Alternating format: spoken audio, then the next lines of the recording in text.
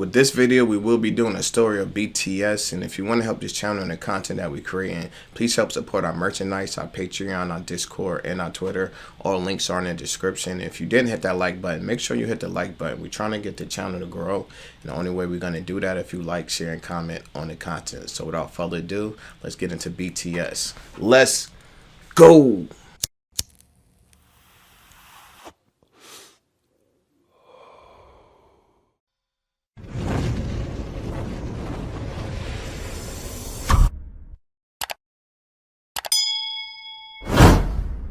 Chi, get the yayo. Before we get to the video, we got a long video here. It's 38 minutes. So I say if you smoke, this would be a good time to roll up. If you drink, this would be a good time to pour up. And Blue Dream Girl, I know you like to dab, so go ahead and get your dab on.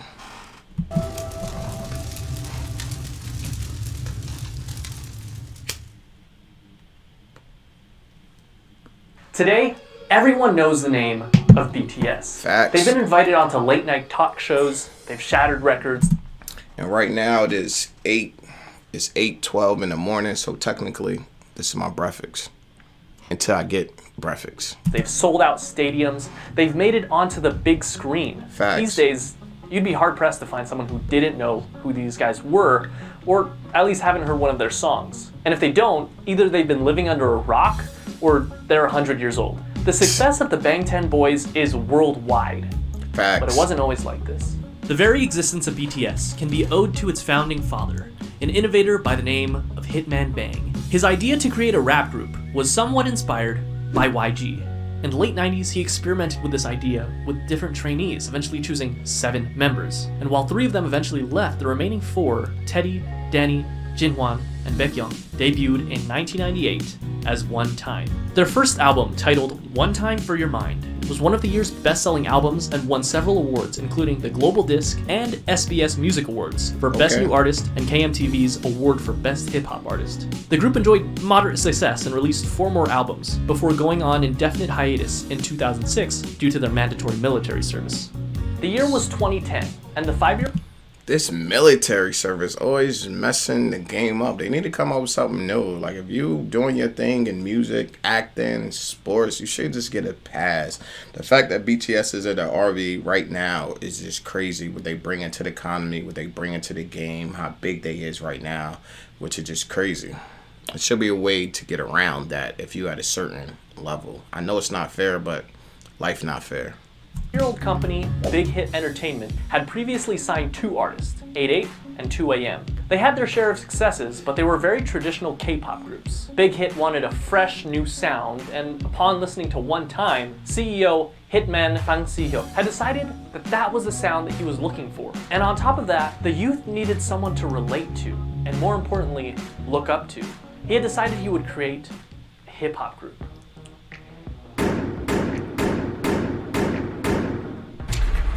At 15 years old, Kim Namjoon auditioned for a certain Big Deal Records, which he completely botched, forgetting the lyrics to the song he was performing. No. Afterwards, fellow rapper Sleepy recommended that he try auditioning at another label, Big Hit, and even put in a good word for him to one of the producers there. At age 16, Namjoon auditioned in front of Bang Si-hyuk himself and instantly impressed him. He was offered a deal with Big Hit on the spot, which Namjoon accepted and became a trainee, officially choosing a name for himself, Rap Monster, destined to become the leader of the newly created group. Now that a fearless leader was chosen, they needed more members. See, that's why I'm glad that I'm actually watching this, because I didn't have a clue that RM was the first one. I know he was the leader, I always knew that, but I never knew that he was the first one to get picked. And that make the story even a little bit more crazy now that I know that.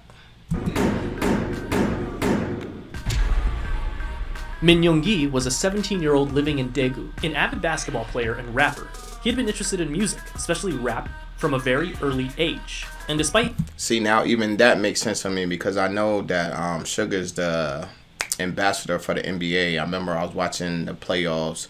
Forgot who was playing, but I seen him in the commercial for the NBA, and that's dope because right here he's playing basketball. So that makes sense, something that he loves, basketball. Now he's the ambassador to the NBA, so that's crazy. His parents' disapproval, started performing as a rapper while still in high school. He quickly gained attention as a rapper and producer in the underground hip-hop scene. One day he saw a flyer for a rap competition called Hit It and decided to participate. And although he only placed second, the company hosting the competition, you guessed it, Big Hit, decided to sign him on as a producer. Hitman Bang spoke with him afterwards, convincing him to join a newly created hip-hop group. He told him to just focus on rapping and assured him that he wouldn't need to dance.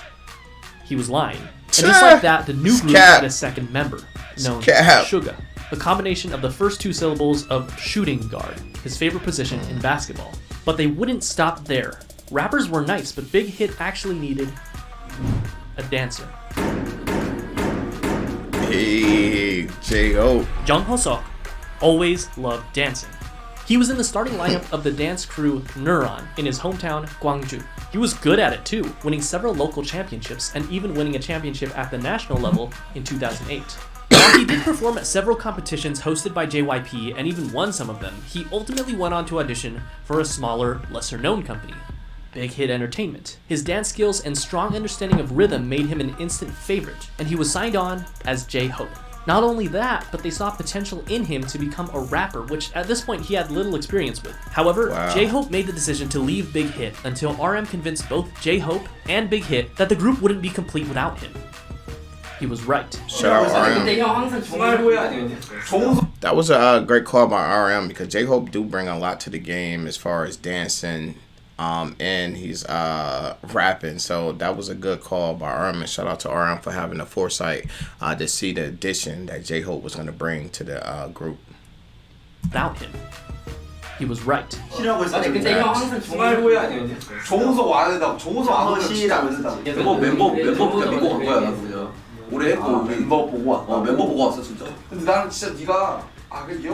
With the addition of J-Hope, the rap line was complete. Now they needed some singers. Now, just like how RM, an amazing rapper with a ton of experience, was chosen as the first official member of the rap line, it would only make sense that a legendary singer and dancer would be the perfect first member of the vocal line. Facts. Right?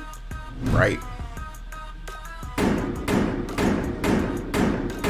Jin. But Kim So-jin didn't have any sort of experience like that.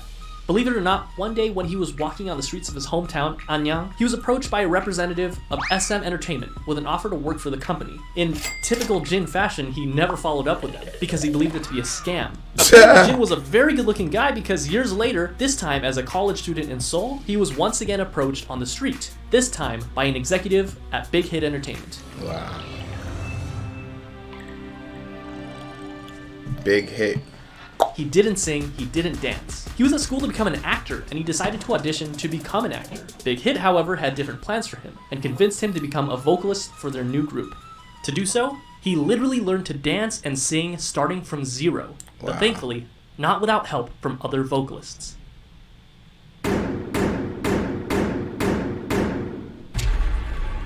John Jung-kook initially had dreams of becoming a badminton player when he was young, but after seeing G-Dragon perform Heartbreaker on television, it influenced him to want to become a singer instead. Because of this, at only age 14, he decided to audition for the South Korean talent show, Superstar K. He didn't pass auditions, but this was just enough to catch the eye of not one company, not two companies, but 7 different companies. Damn. This included JYP, FNC, Woollim, Starship Entertainment, TS, Cube, and of course, Big Hit Entertainment. So why did Jungkook, given the choice of all these bigger companies, decide to go with the relatively smaller company, Big Hit? The answer was simple. Because he thought, and I quote, RM was cool. I wanted to sign with them. That brings the number of members to 5. The next member of BTS was just as surprised to find Big Hit as Big Hit was to find him, and it almost didn't happen. Big money. Kim Tae-young was always passionate about music, and it was always his dream to pursue it as a career. However, it was hard, as his family was poor, his parents being humble farmers. His father told him that if he was passionate about music, he should learn an instrument, and he did, spending 3 years practicing with the saxophone. One day, one of his friends decided to audition for Big Hit Entertainment when they were holding auditions in his hometown of Daegu. Tae-young, being a good friend, came. I think that's crazy that he started that he should play the saxophone because Lamar, who's not here right now, but he played a saxophone. I wish he was here to see this because I wanted to see his reaction if he would have seen that he played the saxophone because I didn't know it, so I know he definitely didn't know it. We would have been learning this together, but I'm gonna have to see what his thoughts is on that. I think that's crazy. for Big Hit Entertainment when they were holding auditions in his hometown of Daegu. Taeyoung, being a good friend, came with him to keep him company. But when one of the team members in charge of the audition saw Taeyoung, he encouraged him to audition as well. With nothing to lose, he did. That day, he was the only one in Daegu to move on to the next round of auditions, and eventually became a trainee for Big Hit Entertainment. They decided to keep him as a surprise member and didn't want to reveal him as one of the members until his debut. In the same vein, Big Hit had him choose something mysterious for his stage name. He decided to go with V for victory. Here seems like a nice round number to stop, right? 6 members for a new hip-hop group, 3 rappers and 3 vocalists. It seems like a complete group, but still there was something missing. Someone was missing. Someone that could take this already great group of artists and push it even further to achieve perfection. A powerhouse. Someone so naturally talented that they could stand out in a room full of already talented artists. This project that Big Hit had embarked upon needed a capstone. Jimin. Park Jimin was a naturally talented dancer. When he was in middle school, he attended a dance academy and continued to pursue dance at Busan High School of Arts, where he studied contemporary dance and was the top student in the whole modern dance department. Impressed by his raw talent, a teacher encouraged him to audition for Big Hit Entertainment, who were holding auditions in Busan. He was only 16 when he passed the audition and moved to Seoul to become a trainee. He was the final member of the group, and he also had the shortest training period. Interesting to note is that the group feels very much ragtag because, in a sense, with the exception of Jimin and J-Hope, it was.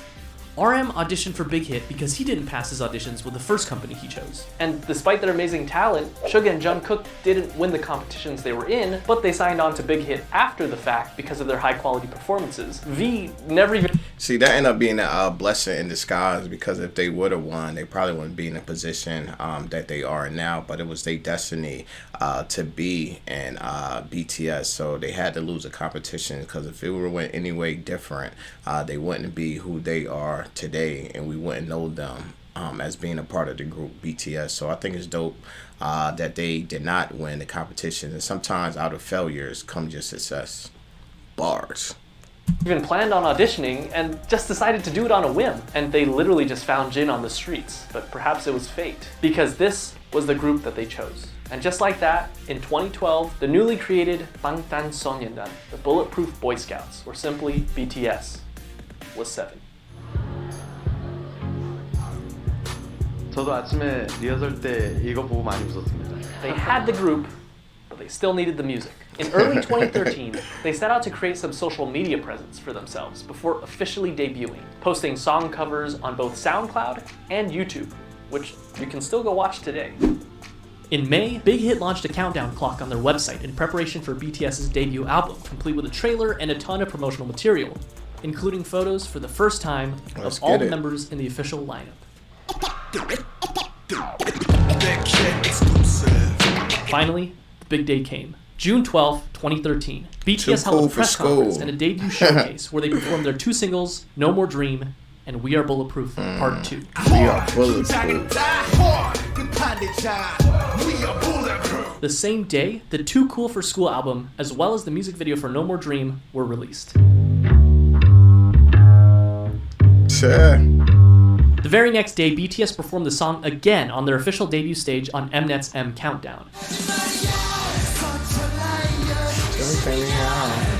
This was the world's first taste of BTS. Commercially, the album didn't do extraordinarily well. The lead single, No More Dream, peaked at 124 in Korea, and the album sold only 24,000 copies during its first year. Bulletproof Part 2 didn't even chart. The first year wasn't all that great for BTS, but despite everything, people saw them. People saw the sparkle in their eyes and their limitless potential. And they were hot, of course. On July 9th, ARMY was established as BTS's official fandom. They made their comeback only 2 months later in September when they released their single, No, along with their EP, part 2 of what would be their school trilogy, Oh, Are You Late 2. In the music video for the single, they made a commentary on the harsh Korean education system, along with their previous themes of hopes and dreams. No peaked at 92 in Korea, but also quickly fell off the charts. The album debuted at number 4 on the Gaon Weekly chart and was the 55th best-selling album in South Korea that year. This was enough to secure them the coveted New Artist of the Year award at the Melon Music Awards, the Golden Disc Awards, and the Seoul Music Awards. Part 3 of the School Trilogy was released in February of 2014, the EP School Love Affair. This time, the lead single was Boy in Love.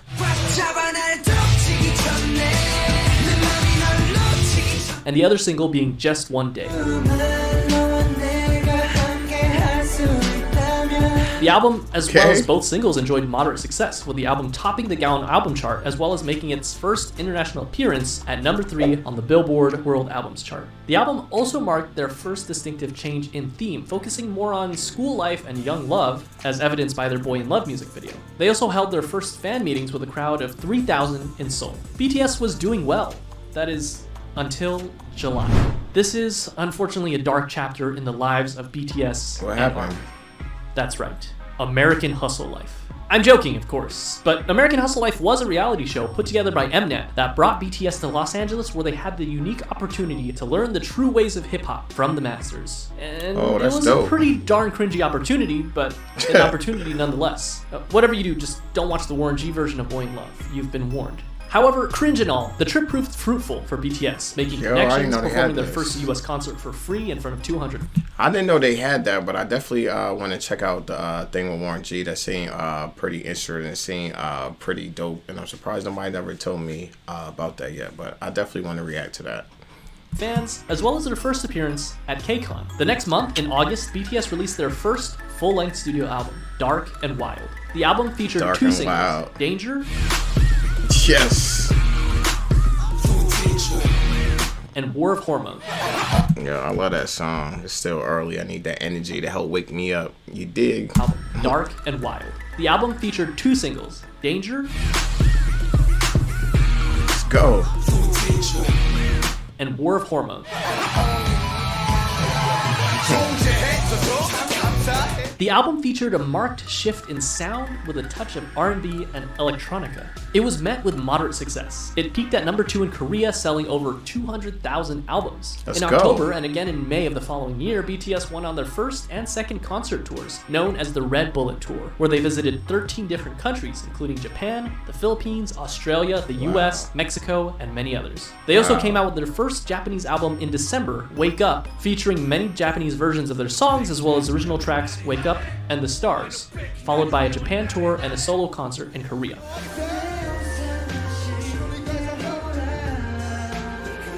Although Dark and Wild got decent attention, they needed something different. They needed something that would shake things up. They got to work. April 29, 2015 was their comeback. When this album was produced, each member had a hand in writing songs for the album. They again changed their sound, from aggressive hip-hop to youthful, colorful styles. And not only their sound, but their image as well. This can be evidenced by their newest EP, The Most Beautiful Moment in Life. And just by... They got a bunch of albums out. I didn't even know they had this many albums out, and I want to start diving into the albums just to get the full body of work. Definitely now that I'm seeing this and I've seen the different albums and the periods that it came out, I definitely want to hear the first album, second through third, just to see how it built up and how they sound changed over time. By looking at the album cover, they ditched the dark colors and the bulletproof vest symbol that had become so synonymous with BTS, and replaced it with a simple white and pink background overlaid with the title. And then they dropped the single that would change everything, I Need You. I need you, girl.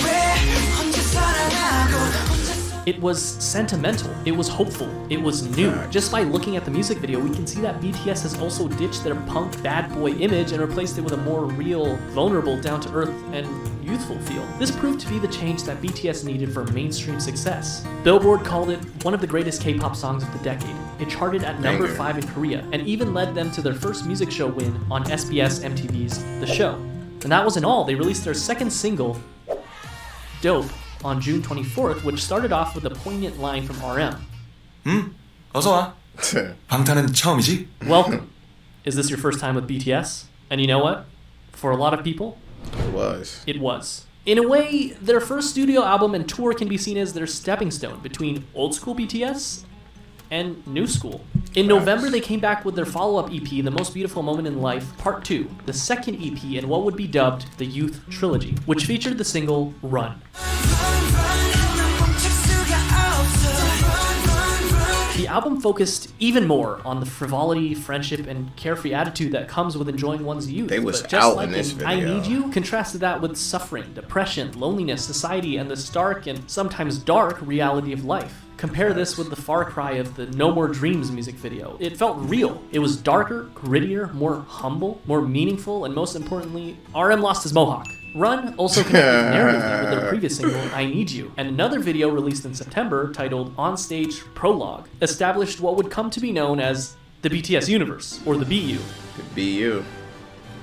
Which would eventually combine music videos, short films, books, short stories, webtoons, and even a mobile game to create a cohesive story. And I won't go down this rabbit hole because there is a lot to digest, but it's definitely something to look into if you're a hardcore ARMY. The same month, they kicked off their third tour, the Most Beautiful Moment in Life Onstage Tour, where they performed songs from their two recent EPs, Part 1 and Part 2. And Part 2 was a hit, their biggest so far. It topped the weekly Gaon album and Billboard World Albums charts, and on Billboard, it stayed there for multiple weeks, the first K-pop act to do so. It also appeared on the Billboard 200 albums chart, not world albums, which is reserved for foreign non-English songs, but simply the top 200 albums, peaking at 171.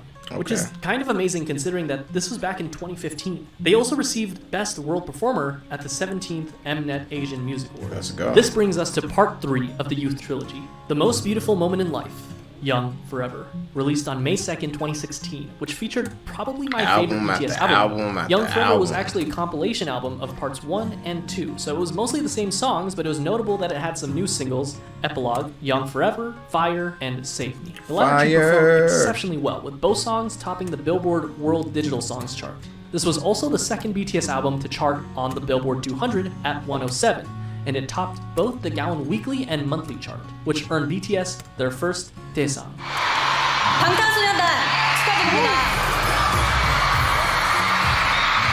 Album of the Year at the 8th Melon Music Awards.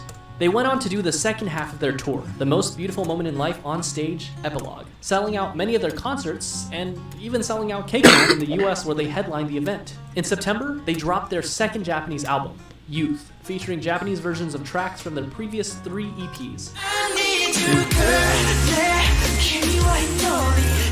which went gold and peaked at number 1 on Japanese charts. And only a month later, in October of 2016, it happened. BTS dropped their second studio album, Wings. It sold over 500,000 copies in its first week. In comparison, The Most Beautiful Moment in Life Part 1, released just the previous year, which topped the Gaon chart, sold about 500,000 in its entire lifetime. Wings was big, but the true showstopper was its lead single, Blood, Sweat, and Tears. Banger. Banger. Which got them their first all-kill, topping 8 music charts in South Korea. That joint was its crazy. music video gained 6 million views in the first 24 hours, which broke the YouTube record for the highest number of views of a K-pop group music video within 24 hours. The album hit number 26 on the Billboard 200, the highest ever charting K-pop album on Billboard. They ended up selling 1.5 million copies in South Korea in 2016 alone, and it netted them the Artist of the Year award at the Mnet Asian Music Awards that same year, the first non-Big 3 artist ever to receive that award. 수상자는 방탄소년단.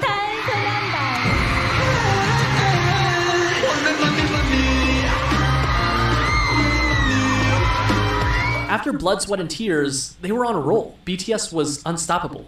In February of 2017, they released the instant hit Spring Day, which, quoting a Korean reviewer, embodied nostalgia and sorrow and opened a new chapter in BTS's aesthetics and lyricism, and attracted fans across generations. Fire too.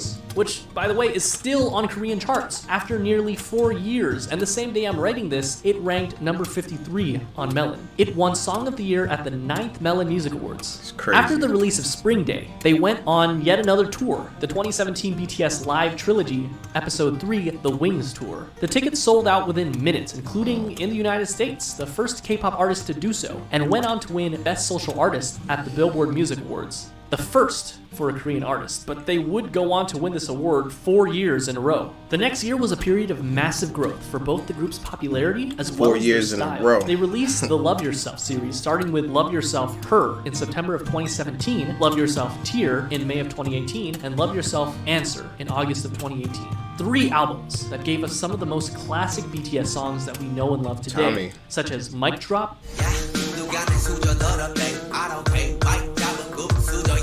Fake Love, Euphoria,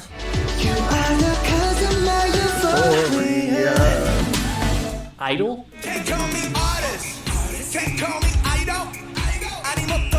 And of course,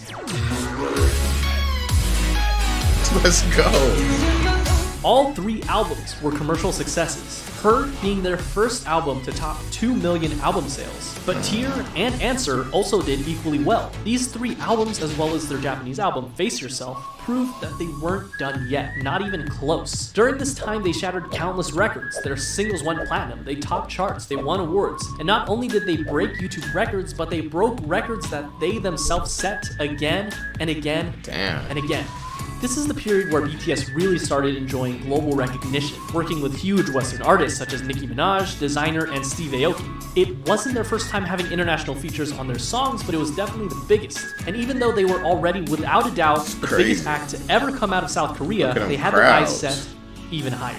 They went on tour once again for the Love Yourself World Tour. During this tour, they collaborated with Steve Aoki to make the song Wasted on Me. Never heard this shit. Notable for being their first all-English feature. And it also served as a jumping-off point for BTS to gain a following of English speakers. Not that they really needed the help, as they sold out concerts even in the US leg of the tour, including at Citi Field in Queens, New York, where tickets sold out in 20 minutes. Damn. And as if that wasn't enough, they dropped the movie in November, Burn the Stage, which in the US alone grossed $3.54 million in the first weekend, breaking the record set by One Direction's movie, This Is Us. In September, RM had the unique opportunity to speak at the United Nations, where he spoke of anti-violence and self-love. 2 years later, he would be offered to speak on a second occasion about persistence and hope in the face of challenges. And to top it all off, in October, the president of South Korea awarded every member of BTS the 5th class Hwangwon Order of Cultural Merit for outstanding meritorious services in the field of culture and art, which is one of the highest South Korean orders of merit one can receive. And that's no exaggeration. 2019 estimates put BTS's contribution to the South Korean economy to the tune of $4.65 billion each year, an equivalent to 0.3% of the country's GDP. They were the youngest to ever receive the honor. 2019, BTS invited to the Grammys, Time Magazine, Billboard. BTS entered a new era. Not an era of simply global recognition, but global dominance. Damn. April 12th, 2019, enter Map of the Soul Persona. First things first, you can't mention Map of the Soul Persona without mentioning Boy With Love. It was simple math. What do you get when you cross the singer of one of the best charting songs of all time that went platinum 59 times in 13 different countries with, without a question, the most globally dominant pop group of all time? Well, you get this.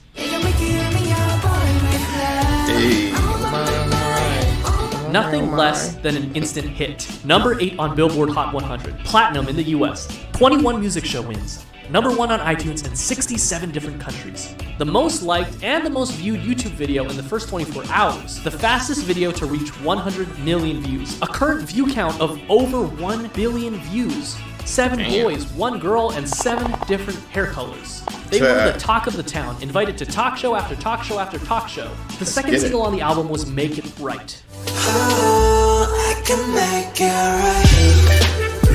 Written by Ed Sheeran himself, including a version featuring Loud.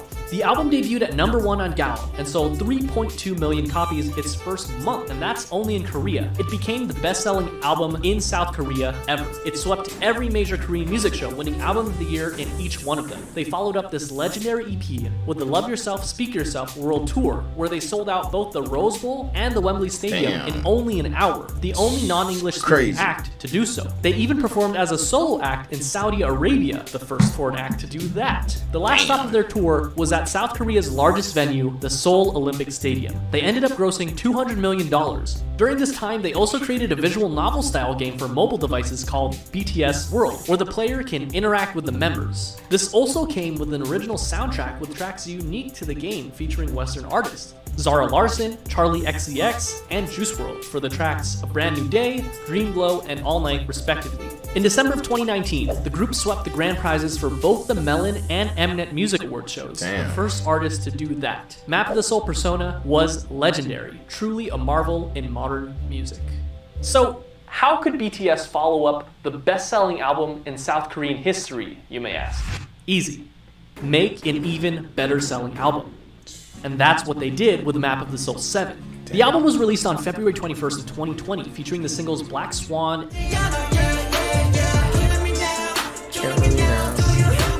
and On. And and sold over 4.1 million albums in just the first week, and the first Korean album to be certified as quadruple million on the Gaon Music Chart. It debuted at number 1 on music charts all over the world, including the US, Korea, the UK, Japan, and much of Europe. It's not an exaggeration to say that this album left a permanent mark on the world, launching BTS into legendary status and becoming the best-selling artist in South Korean history. BTS had scheduled a Map of the Soul tour for April of that year, which would have undoubtedly outsold their record-breaking tour only a year prior. But unfortunately, the COVID pandemic caused the entire tour to be postponed, including the show at the Rose Bowl, which I was supposed to attend. But that didn't stop BTS, who performed virtual concerts, spoke at the Dear Class of 2020 graduation event, and released the Japanese version of their recent album with an original Japanese single, Stay Gold. Stay gold. I don't think I heard this one. And to top it all off, this was only June. At this point, it was clear that BTS had already dominated their home turf, and they had topped the music charts all over the world. This time, their sight was set for the very top. Remember that scene in The Social Network Justin where Mark and Timberlake. Sean talk about how they don't want $1 million, they want $1 billion. How they're not interested in catching 14 trout, but they'd rather catch an 800-pound marlin? Well, that's what they set their sights on. A marlin, the biggest music industry in the world, the United States. And at the top of that music industry, number 1 on Billboard Hot 100. This small group from a company that virtually no one had heard about 8 years ago planned to take on Goliath himself and dominate the American industry on their home turf. And all they had to do was speak English. August 21st, enter Dynamite. 'Cause I ain't the stars tonight. So watch me bring. Their first English single simultaneously performed better than anyone had expected, but at the same time is exactly what we as an audience had come to expect from the legendary boy band themselves. And they did it. They reached number 1 on the US Billboard Hot 100, the Global 200, and the Global Excluding US chart. And they made sure that if you hadn't heard of them before, you definitely have now. You heard of and if them that now. wasn't already the biggest flex, on October 2nd, they came out with Savage Love BTS Remix with Jason Derulo, Savage love. Need somebody break your heart. getting number 1 on the Billboard Hot 100 Damn. again, less than 2 months after already getting at number 1 with Dynamite. And crazy. on the Global Look at 200, him. where they actually replaced themselves at number 1, the first artist to do so ever. Damn. And this is where we stopped in the original video, October of 2020. So, what's happened since then? Well, not much.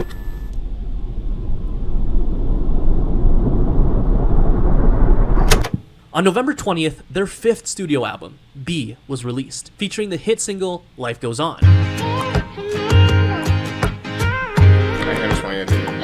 B was met with critical acclaim and hit number 1 on Billboard 200 and the World Albums Chart, the 5th BTS album to do so, along with topping worldwide charts in countries like Belgium, Canada, Japan, New Zealand, Norway, Poland, Portugal, and of course, their hometown, South Korea. And in spite of all these accolades, perhaps the biggest winner was Life Goes On. A synth-pop showstopper encouraging its audience to continue living life even in the midst of a global pandemic. The message was clear: don't give up, life goes on. It hit number 1 on the Billboard Hot 100, the 3rd BTS song to do so. BTS gave the fans what they wanted with Life Goes On. Life Goes On joined the exclusive club of only 8 songs to ever top the Billboard Hot 100 that were not in English, a title most recently held by Despacito. But it was the first to do it in BTS's native tongue, Korean. Lipa, Bad Bunny, and Tiny. Intentions by Justin Bieber and Quavo. Dynamite by BTS. Let's get it. The same month, the Academy announced that BTS's Dynamite would be nominated for the Best Pop Duo Group Performance, along with songs by J Balvin, Justin Bieber, Lady Gaga, and Taylor Swift. This marked the first time a Korean pop artist was nominated for a Grammy.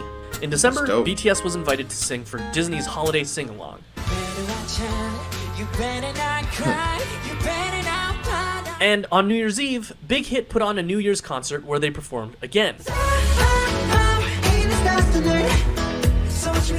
Things looked really good for BTS and their Grammy nomination, especially since on March 4th, 2021, the official news came. The International Federation of the Phonographic Industry, or IFPI, announced BTS as the Global Recording Artist of the Year, an award given to the best-selling artist of 2020, period, beating out 9 other prominent Western artists, making them the first artist from Korea, but perhaps more importantly, the first non-English artist to do so.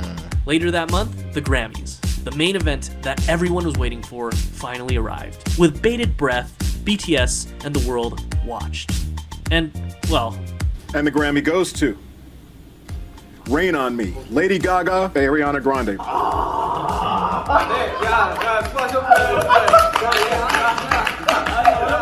They didn't win. However, they made history for being the first South Korean artist to perform at the Grammys, after presenting at the Grammys the year prior. March 31st, 2021, Big Hit Entertainment officially rebrands as HYBE and completely revamps their organization. BTS now falls under Big Hit Music, which is now a subsidiary of HYBE Labels, a division of the HYBE Corporation. 2 days later, HYBE acquires Scooter Braun's Ithaca Holdings. Scooter Braun Projects is a subsidiary of Ithaca Holdings that manages several artists, including Ariana Grande, Justin Bieber, J Balvin, Carly Rae Jepsen, Black Eyed Peas, Demi Lovato, and others, which means that those artists are now part of the same family as BTS. Wow. Then, at long last, BTS announced their highly anticipated follow-up single to their smash English hit, Dynamite. And that single was Butter. May 21st, 2021. It didn't disappoint. The retro summer pop hit met immediate success, and on May 26th, the BTS meal launched. Yeah, the BTS meal? Wow. Yeah, that happened. Remember that. June 16th, BTS releases their third Japanese compilation album, known as BTS The Best. It instantly hit #1 on Japan's Oricon chart and sold over 1 million albums, the first and only Korean boy group so far to accomplish this feat. The new Japanese single, Film Out, was released 2 months earlier and debuted at #1 on the Oricon chart. And as an interesting fact, charted at 185 on the Billboard 200 excluding US chart, joining Dynamite and Life Goes On, making BTS the only artist to ever have 3 songs in 3 different languages on the Billboard 200. On July 1st, following an organizational restructuring, the HYBE Corporation announced that Hitman Bang, our same Hitman Bang who got the boys together, resigned as CEO of the company in order to focus on his passion for music production. And while he is still the chairman of the board of directors, he was replaced as CEO by Park Ji-won. On July 7th, BTS became official models for Louis Vuitton as they walked the runway for part of their men's fall-winter 2021 collection. They were named as ambassadors only 2 months prior, and then for their teaser trailer, they forgot to put V in the video. And finally, that brings us to July 9th. Permission to Dance, which was released only a few days ago. The hit song, which was written by Ed Sheeran, spreads positive vibes as the world starts to recover from the global pandemic. Its YouTube debut saw 72.3 million views in the first 24 hours, placing itself at #6 of the top 10 most viewed music videos in the first 24 hours. Out of BTS's past 5 singles, 3 of them have been fully in English. And while this trend has been concerning for some fans who have been wanting more traditional Korean pop songs, there's no denying that BTS has enjoyed global recognition like no other international and particularly non-English group before them. And that itself is a sign of success that can't be ignored. And as a fun fact, there's a line in the song referencing legendary singer-songwriter Elton John. When it all seems like it's wrong, sing along to Elton John and to that feeling. He gave the song his personal approval. So what makes BTS so special? How did they achieve all this? K-pop is a genre that spans for at least 30 years, and there have been hundreds of boy groups and hundreds of girl groups. What did BTS do to rise above all of them and break through to markets never before seen? Historically, the boy band industry has been dominated by white English-speaking bands. And the fact that BTS has not only held their own, but blew any sign of competition out of the water on a global scale can be attributed to nothing less than their talent, hard work, and a bit of a 1 in a million miracle. They did it through their own blood, sweat, and tears, so to speak. Around the world, we see that boy bands have pretty much fallen into obscurity, but BTS is thriving. And though I've stated this all before, it's worth saying again, in contrast to other bands who would sing about romantic relationships with girls and what some would call predictable bubblegum pop tunes, BTS is continuously pushing the envelope and changing their styles. According to an article by Vulture.com, they describe this style as much less a successor of the Backstreet Boys and more of the successors of Michael Jackson, whose choreography and charisma were unprecedented. While of course there's a lot of love for the angelic vocals of BTS, rap has also played a very important part in creating their own style. In stark contrast to the typical boy band where every member sings, it's so refreshing when you're in the middle of a song and you hear RM's raw rapping skills, J-Hope's energy, or Suga's soul put into every single line. Interestingly enough, at the first glance, it seems that the success of BTS was miraculous, despite not being part of the Big Three, but it can also be argued that their success was because of their separation from the Big Three. Their label, Big Hit Entertainment, whose founder emphasizes artistic freedom more than anything else, allowed them to make their own sound.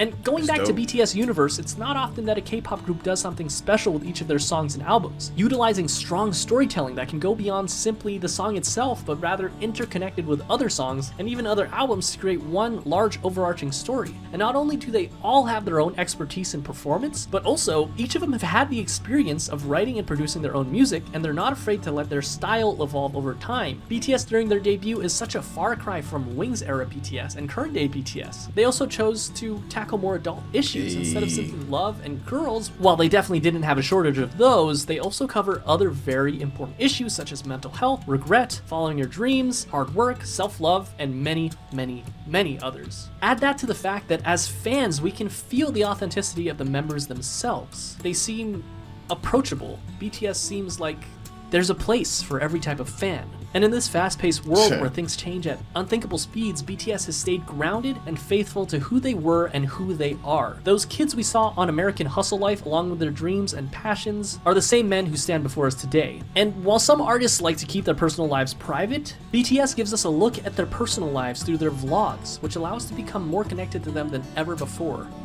What is truly amazing is that they're doing this all while singing in their native tongue, Korean. Thanks. Their music holds so much power that it literally breaks through the barriers of language. And no, they're not done yet. They've shown that they're capable of dominating music charts across the world and even reaching across the Pacific Ocean and conquering the music industry in the United States. What's next for them? Mars? In any case, they've only started in 2013 and BTS is as strong as it's ever been.